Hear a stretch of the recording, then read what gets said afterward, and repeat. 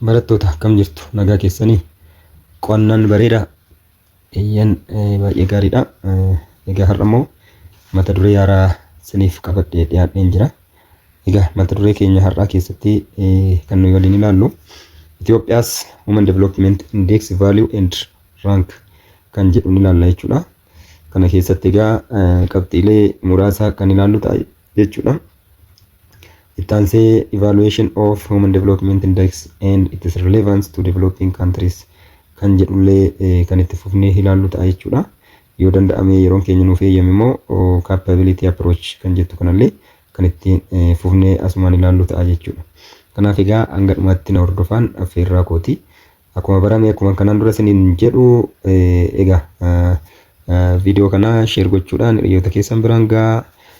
Like godhaa yoo isinitti tole, comments godhaa, akkasumas immoo subscribe gochuudhaan na hordofaan affeerraa koo yeroo hundaati. Amma kallattiidhumaan gara mata duree jalqabaatti deemna jechuudha. 6.3.1 Ethiopia's HDI or Human Development Index Value jedha. Egaa end rank jedha. Kanaaf egaa mee gara qabxiitti deemna. Ethiopia's Human Development Index Value for 2019 was 0.485, which puts the country in the low human development category, positioning 173 countries out of 189 countries. Egaa kana sirraa ilaallu maalidha? Human Development Index akkaataatti meejjar ta'u gaa armaan olitti ilaallee turre. Akkuma asitti kanaan dura ilaalle Human Development Index ni egaa Life Expectancy Index plus Educational Attainment Index plus Standard of Living Index yookiin immoo Real GDP per capita index kan jennu kana sadan walitti daaneetu kan sadiif bu'aasaa hirru isa kanarratti hundoofne egaa qabxii isa ofirratti hundoofneet Human Development Indexiin ammamidha kan jennu adda baasnaa jechuudha. Kanaaf egaa asirratti hundaa'eetu asirraa kan nuyi hubannu maalidha? Yeroo compare goonu biyyoota biraa faana kan Itoophiyaa Human Development Index ishee kan inni ture kanaadha jedhaga. Kanaaf 0.5 illee goone jechuudha. Kana sababa kanaafis baay'ee gadaanaa ta'uusarraa kan ka'e biyyoota jiran 189 keessaa sadarkaa 173 irra jirra jechuudha. Kana jechuun biyyoota 17 qofa kan nuyi caallee jechuudha. Akka gaa qorannoo bara 2019 taasifametti jechuudha.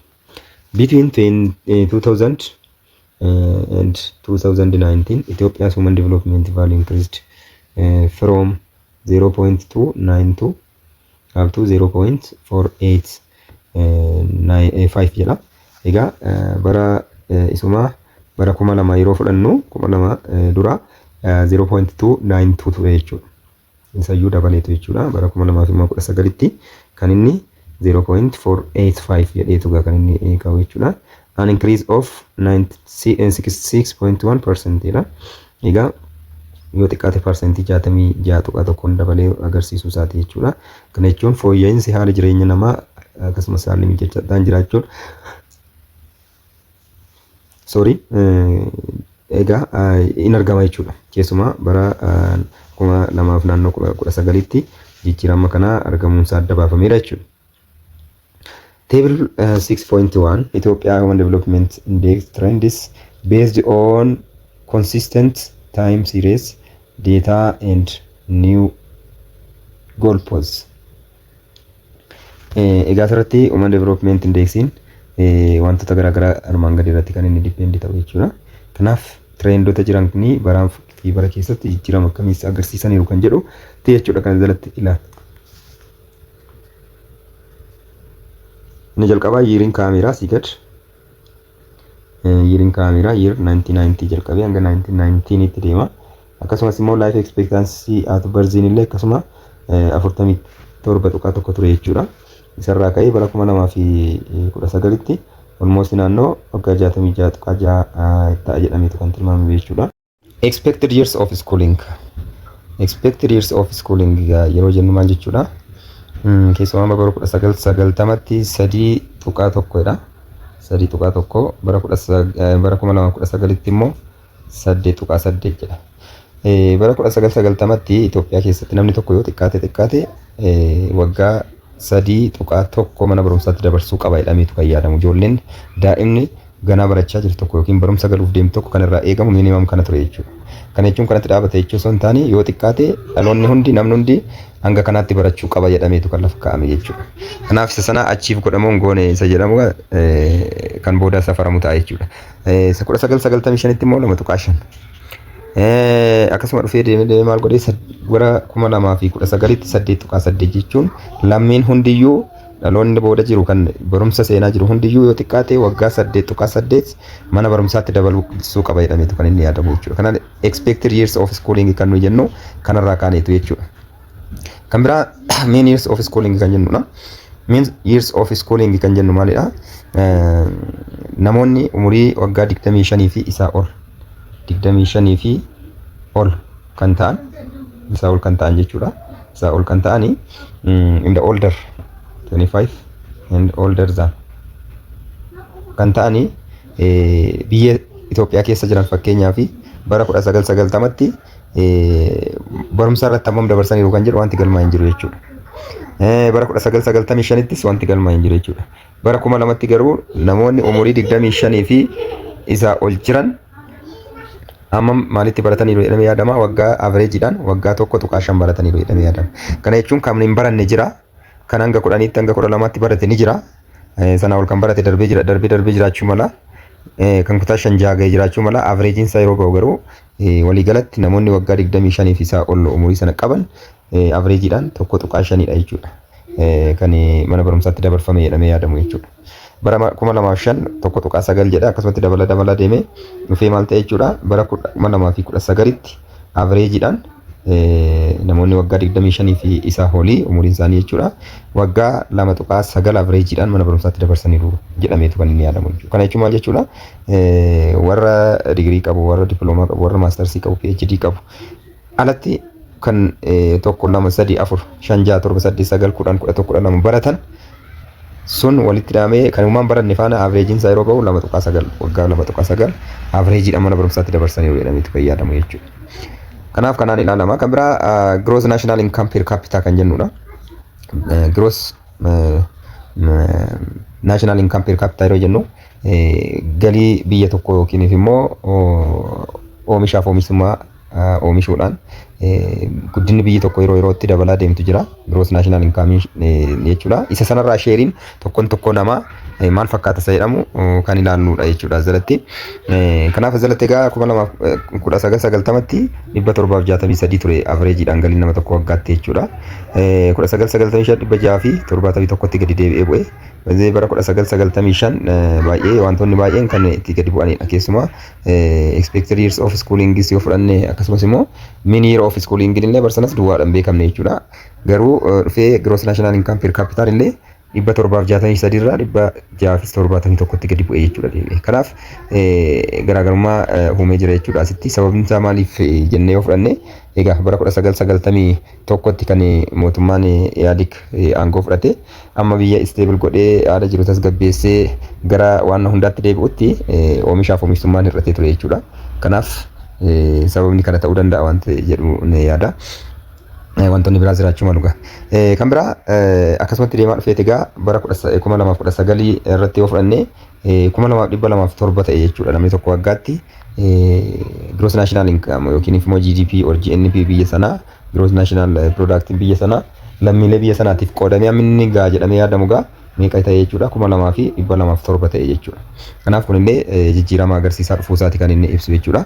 Kan biraa human development index value kan jennudha. Human development index value keenya gaa asirraa akkuma calculate goonetti wantoota sadiirra educational attainment, life expectancy akkasumas immoo kan biraa maalidha? Sadan kana keessaa jechuudha.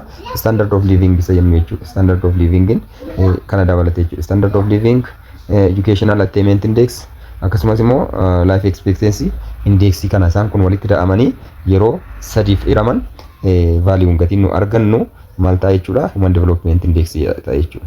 Kanaaf human development index kun egaa bara 1990tti hin jiru hin beekamne 1995tti hin beekamne sana booda garuu 2.2 0.29 ta'ee 2002tti osuma jedhu dabalaa dhufee 2019tti immoo maal ta'e jechuudha 0.485 ta'e jechuudha. Kanaaf ammoo kun dabalaa deemu karaa biraatiin maa inni haalli mijataan biyya sana keessatti namaaf uumamaa deemeera jedhamee expect gochuun ni danda'ama jechuudha. Kanaaf kunillee kan ittiin guddina biyya tokkoo safarru keessaa isa tokkodha jechuudha.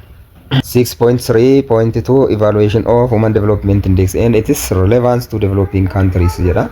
Egaa Human Development Index yoo evaluate goonee ilaalle akkasumas immoo biyyoota guddataa jiran keessatti maal fakkaata jedhamu yoo ilaalle critics argue that human development assigns weights to certain factors that have equal trade-offs when these measurements may not always be equally valuable jedha.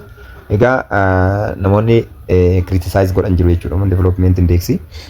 Kana jechuun wanta hunda walqixa safaree akkasuma illee faaktaroota jiran hundayyuu walqixa madaalee guddina biyya tokko ammam jijjiirama agarsiiseera kan jedhu meejor gochuudhaaf guutuu miti jedhaniitu kan fudhatan. Fakkeenyaaf jedhanii yoo fudhatan for example countries could achieve the same human development index through different combinations of life expectancy and gross national income per capita dha. Fakkeenyaaf egaa biyyoonni wal human development index jennu kana wal qixa qabani keessumaa life expectancy fi yookiin immoo sadarkaa umurii jiraachuu danda'anii fi gross national income per capita yoo wal bira qabamanii ilaalan jechuudha. This would imply that a person's life expectancy has an economic value. Kana jechuun life expectancy ni economic value qaba. Kana jechuun economyidhaan jijjiiramuu irraa kan ka'edha kan namni umurii dheeraa jiraatu jedhameetu kan inni yaadamudha. An additional years of life would add to the gross national income and would thus be different in countries with different gross national income per capita dha. Asirraa kan ibsu maalidha? Fakkeenyaaf waggaa dabalataa namni jiraatu tokko jechuudha. Waggaa dheeraa waggaa lafa kaa'amee sanarra ol yoo jiraateera ta'e biyya garaagaraatti ta'e jechuudha. Akkasumas illee gross national income isaa per capita isaa yookiin galiin inni ikoonoomii biyyattii irraa argatu garaagara ta'ee garuu umuriidhaan walitti siquu danda'a jechuudha. Kan galii baay'ee argatu ta'ee kan umurii baay'ee jiraatuu fi dheeraa jiraatu akkasumas immoo kan galii muraasa argatu ta'ee umurii baay'ee jiraachuu mala jechuudha. Kanaaf perfect measure godha jennee fudhachuu hin dandeenyu jechuudha. Dirqama umurii dheeraa jiraachuudhaa fi gross national income qofatu murteessa yookiin immoo inni murteessaadha jennee fudhachuudhaaf rakkannaa jechuudha gaasirratti. It also correlates factors that are more common in developed countries. Fakkeenya biraa immoo kan inni fudhatu gama inni faaktaroota garaagaraa biyyoonni guddatanii fudhatanidha jechuudha. Development indexing biyya tokko guddateera jedhanii kan ittiin ibsan. For example, a higher level of education would tend to lead higher gross national income per capita. Amma gaa maal jedhanii tuffan isaan fudhatanii amma uummata baay'ee baratu sadarkaa olaanaa barate amma qabdu biyyi tokko gaheen isheen ikoonoomii biyyattii irraa qooddattu olaanaa ta'aa deema dabalaa ta'aa deema jedhanii fakkeenya fudhatu. The Human Development Index also fails to take into account factors such as inequality, poverty and gender disparity jedha. Asirratti immoo kan inni dagate maalidha jechuudha. Human Development Indexiin kan inni dagate kan akka dhabinsa walqixxummaa yookiin inni tokko kan biraa ikoonomiidhaan sababa garaagaraan caalu sababa malaammaltummaa ta'uu danda'a sababoota garaagaraatiin akkasumas illee hiyyummaan jiraachuu inni tokko qabaate inni biraa kan qabne. Maaliif gross national income maalidha jedha wal qixatti hundumtuu ikoonomiin jiru yoo qoodame jedheetu kan fakkeenya fudhatu malee sun bifa sanaan hojii irratti oolee lafa hin jiru jechuudha. Wal qixxummaa dhabinsi hin jira. Ikoonomiin gara tokkotti baay'atee gara biraatti immoo inni ikoonomii ni jiraata yookiin immoo inni tokko sooressa inni biraa hiyyeessa ta'uu jechuudha. Kanaaf ikoonomiin biyya sanaa wal qixatti hundaaf hin qoodamu waan ta'eef dhugaarraa kan fagaatedha jechuu barbaadeetu hiyyummaa keessa kan jiru ni jira jechuudha. Akkasumas illee garaagarummaa dhiiraa fi dubaraatiin yookiin immoo gender disparity kan jennuun illee garaagarummaan jiraachuu mala jedheetu kan inni fudhatu jechuudha. Kanaaf perfect miti jedheetu kan inni ibsu. Kan biraa a country with a high value of gross national income per capita would indicate a developed country, but what if that gross national income is reached by marginalizing certain genders or ethnic classes jedha. Amma gamal jedha biyyoonni per capita income guddaa qaban sadarkaa ikoonomii guddaarra jiru jedhameetu kan inni yaadamu. Kana jechuun garuu per capita income suni akkuma nama murtaa'ee jira yoo ta'e qabeenya harka nama murtaa'ee jira yoo ta'e kan irraa fayyadamu harka nama murtaa'ee saalaan ta'uu danda'a akkasumas sanyummaadhaan wal qooddatu qofa ta'uu danda'a yoo ta'e biyyi suni akka waliigalaatti guddatte yookiin jijjiirama sana agarsiisteetti jechuu dandeenya jedha. And what if the gross national income is achieved by a small percentage of a population that is wealthy and therefore excludes the poor. Akkasumallee biyyi guddatteetti ikonomiin biyya sanaa guddateera garuu kan irraa qooddachaa jiru warra garee muraasa yoo ta'e akkasumas immoo warra sooreyyii qofa yoo ta'e hiyyeessa kan of keessatti hin dabalanne yoo ta'e akkamitti gross national income human development index ibsuu danda'a jennee fudhachuu dandeenya jedha. Furthermore, the values of the factors that make up the human development index are bounded between 0 and 1 jedha. Kamaafu egaa human development index yeroo hunda kan ittiin ibsamu maaliini 0 fi 1 jidduudha jechuudha. Yeroo baay'ee valuun isaa kan inni fayyadamee eegamu jechuudha. This means that certain countries that already have high gross national income, for example, have little room to improve in terms of gross national income score, even if their gross national income continue to grow and improve jedha. Kana jechuun maal jechuudha? Biyyoonni gross national income isaanii sadarkaa olaanaa irra jiru gross national income biraa olaanaa dabaluu yookiin score gochuudhaaf carraan isaa baay'ee xiqqaadha jedha. Sababiin isaa olaanaa irra jiru waan ta'eef olaanaa sana qabatanii turu malee garri inni itti dabalu yookiin improve godhamu biraa hin jiraatu jechuudha. This same parameter affects the logic of the life expectancy score jedha. Kan biraa immoo gaa asirratti kun immoo maal ibsa jechuudha? Safarri kun life expectancy bifti ittiin measure goonullee kan itti loojikii sanaan faana deemu miti jedheetu kan inni ibsu jechuudha. Kana jechuun life expectancy amma ta'e ga'ee dhaabateera akka isaa jennu gross national income biyya tokko jijjiirama agarsiiseera jennu akkasumas immoo educational attainment isaa amma ta'e deemeera jennu amma warri kun sadanuu dabala deemanii human development index yoo dabale 0 fi 1 jidduun darbu jechuudha. Kanaaf measure gochuu irratti loojikiin isaa amansiisaa miti kan jedhudha.